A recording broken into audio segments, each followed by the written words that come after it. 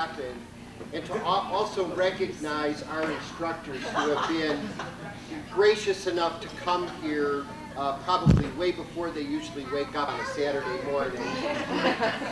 I'd like to introduce Siegel instructor and just a really awesome human being. And I'm going to introduce our other instructor, his daughter Naomi Brown. And Tony can introduce the rest of the crew here in a minute. We got started in Tai Chi. Interesting thing for Pauline and I to do and share. And we also had in mind that there were some benefits to Pauline in doing this. You're going to see Pauline do 2 forms this morning. What I would like for you to try to keep in mind while you watch Pauline do these forms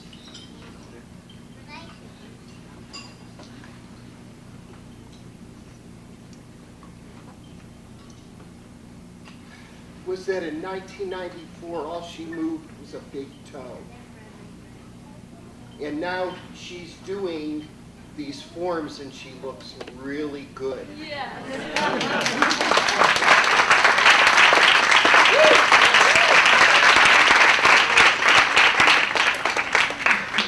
Sometimes she says she feels really bad because she doesn't look like me, and I tell her, you got to put on 300 pounds. And get really clumsy if you want to look like me. And then try walking around. This has been wonderful for both of us. This has been totally off the charts for Pauline. It's helped her balance. It's helped her in terms of proprioception. Is that the right concept? It's helped her most of all in terms of her self-esteem, and I would encourage all of you to think about what your children might be able to get out of doing something like this. And with that as an intro, Tony, this is yours. Thank you. Well, I'm going to introduce the whole group here. As you know, Pauline, thanks a lot. And Naomi Brown, my daughter. This is Bethel Brown, another smallest daughter, is my baby. Well, not the shortest one, but the youngest one. Michael Hodge, and Mr. Hodge over there, we want to thank him for getting him up early in the morning. I know he doesn't wake up. David Wegner, ditto. Debbie Wegner, thank you again. David. And the Gupta brothers, the Gupta parents over there. Mr. and Mrs. Gupta, thank you again for bringing Samir and Sarek in. These guys are going to be doing some Kung Fu for you. We're going to be doing Tai Chi. Tai Chi, generally speaking, is a slow motion exercise taught in the United States for health. But in China, it was taught as a self-defense and a martial art. But it takes a long time to do. Kung Fu, generally speaking, in Chinese terms, means time and effort. And so if you have a little bit of time and a little bit of effort in what you're doing, you have a little bit of skill. But more time, more effort, more skill.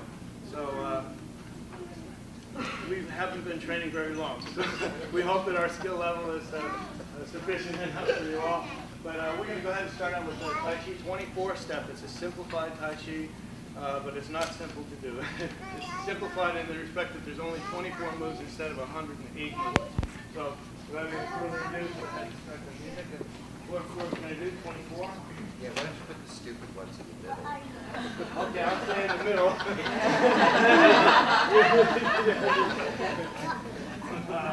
See, Naomi, you're on that end. Put that on the other end. I'll be in front. Just kind of enjoy yourself.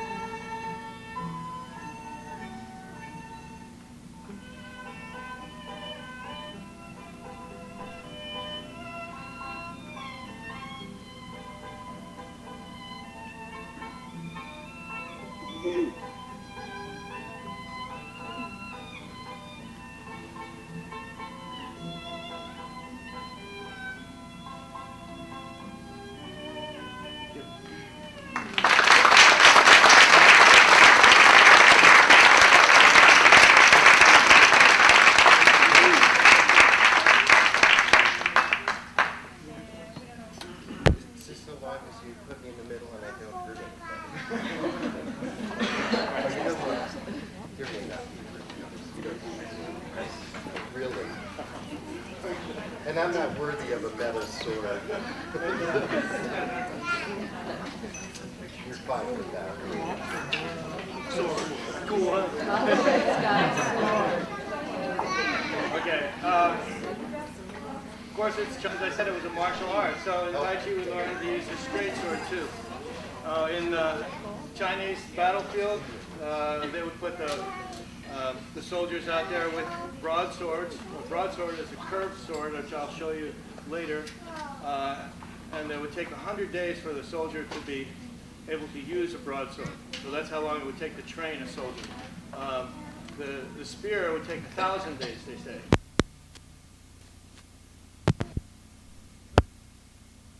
You'll be able to do a straight sword. The reason why, it's very subtle with the way that it's used. It's very precise instead of just a hacking and chopping type of thing that they use with the broadsword. So you'll be able to see the difference, I'm sure. Again, this is a Tai Chi sword, so it'll be done a little slower than Kung Fu, a little faster than what we just did there. So this, by the way, is not a real sword. It is a performance sword. It's not sharp. We bring these into schools, and we're not allowed to bring weapons into schools, so this is an ornamental thing. Okay. So this is called 32 straight sword. Oh, by the way, in addition to these guys learning Tai Chi, they have to learn it from a left-handed guy. That's a right-handed sword. So they really deserve a lot of credit. Okay.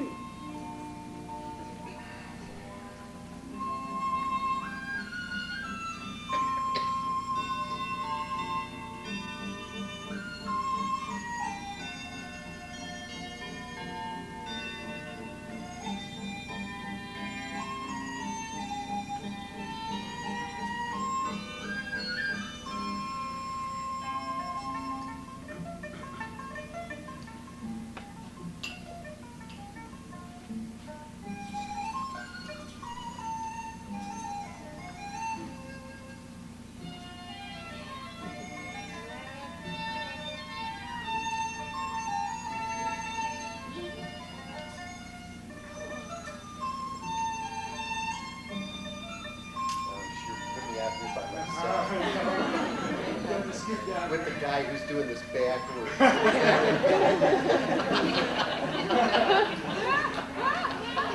Whoops. Go ahead. Sandy's modest.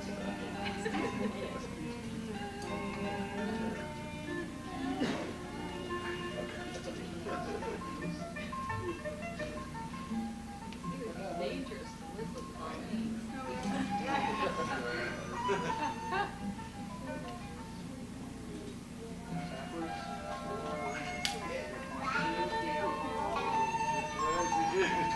I mess everybody up with this stuff.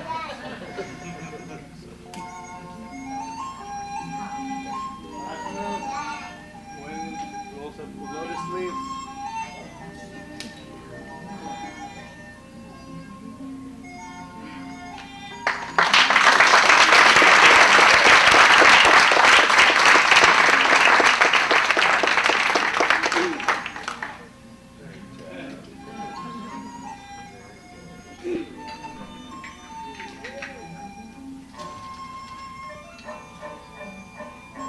How about I do broadsword?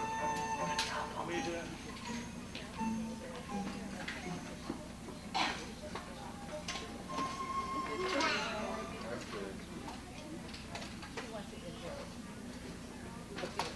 Okay. All right, this is the broadsword. This is the dumb weapon, so I get to do it. It's because it's only sharp on one side, but again, not a real weapon. But this is a spring steel weapon, so it's flexible. This side would be typically not sharp at all, even on the real weapons, but this one will be sharp, this side. So that means you can touch and wrap the weapon without cutting yourself. You couldn't do that with the other one. You look like me. Okay, this is called Tiger Tail Broadsword.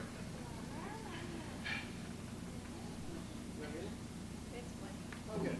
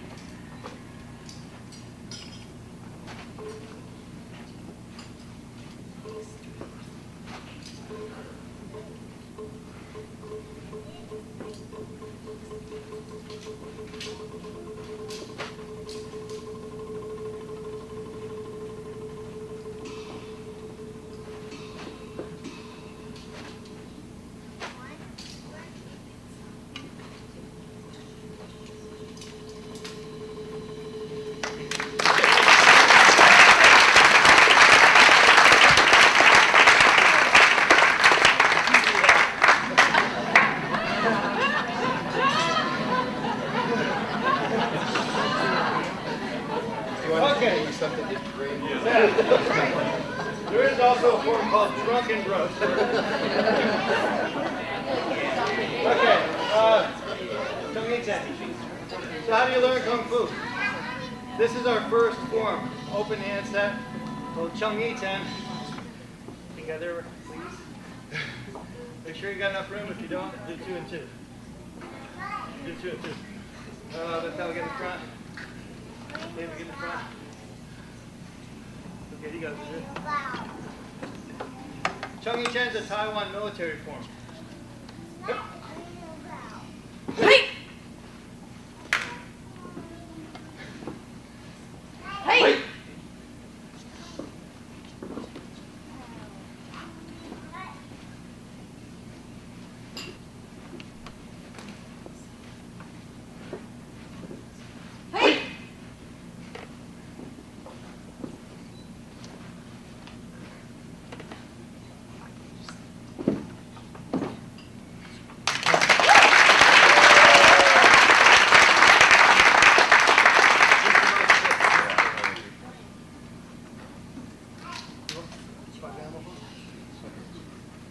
Ask for a volunteer.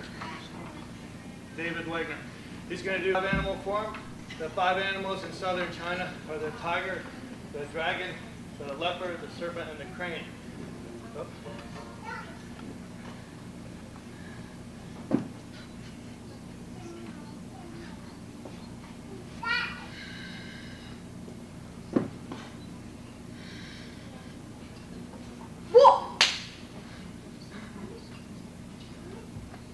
The reason why they mimic the animals, different animals, is because animals are diverse and they're very good fighters. They know how to express themselves really good. You know that if your dog or cat has been mad at you. But each animal fights differently. Thanks, David.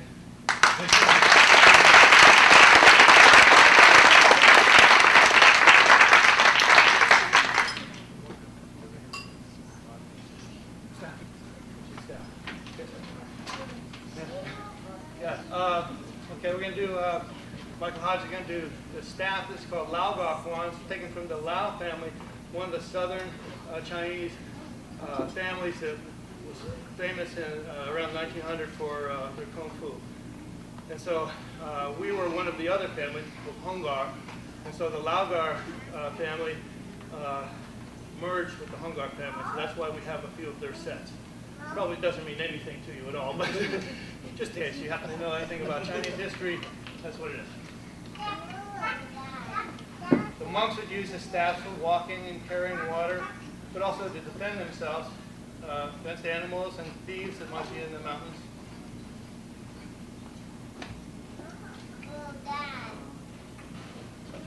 These routines they get progressively longer and longer, harder to memorize, harder to perform.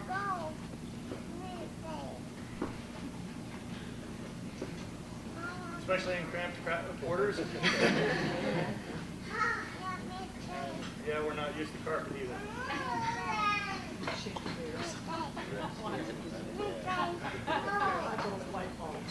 Watch him light bulbs.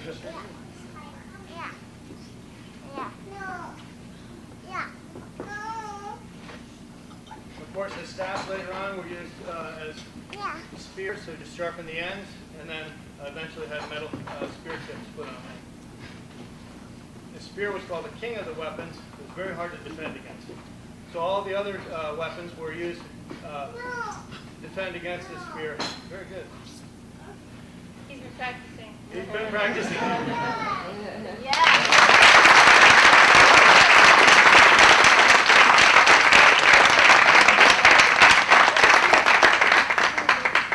Pull that out of his hat. I've never seen anything like that.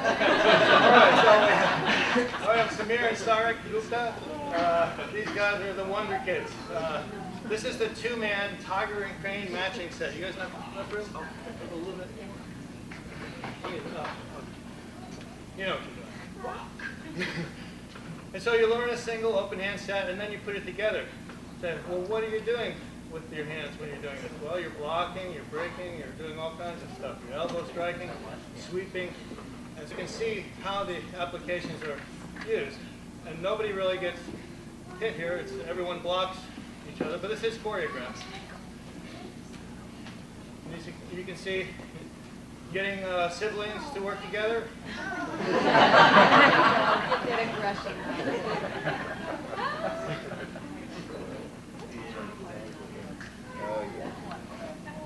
Thank you.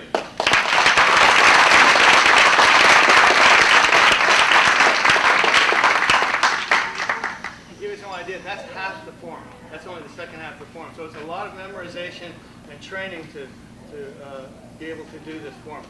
So like I say, especially under pressure. We have not too many other things going on, it's okay. Anybody have any questions? I know some of you want to see the swords later. Yeah, okay, we'll do that. I guess that's the most fascinating thing. But is there something you're going to do? Oh, okay.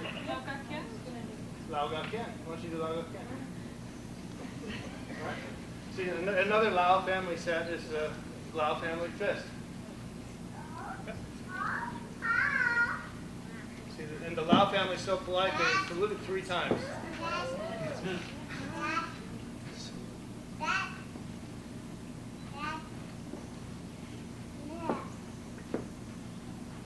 So you use this stance work to build power in the legs and also to get energy out into your hands.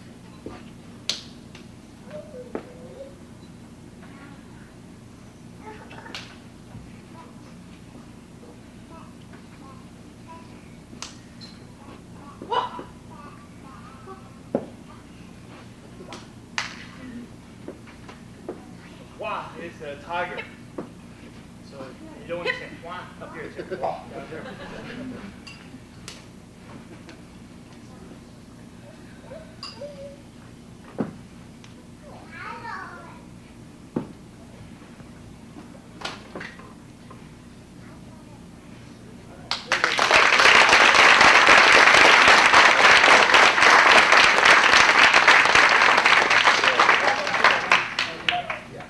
Okay, let's line up. All right, well, we thank you for being such a great audience. Thank you.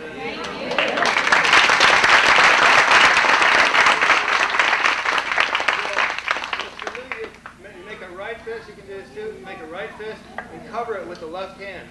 The right fist represents the warrior. It means, I'm a fighter, I'm a warrior, don't mess with me. And the left hand represents the scholar. As you see, I only have a left hand, so I'm not much of a fighter. So with the left hand, we say the scholar is greater than the warrior. We put that together as a gesture of peace. So, hip. Thank you.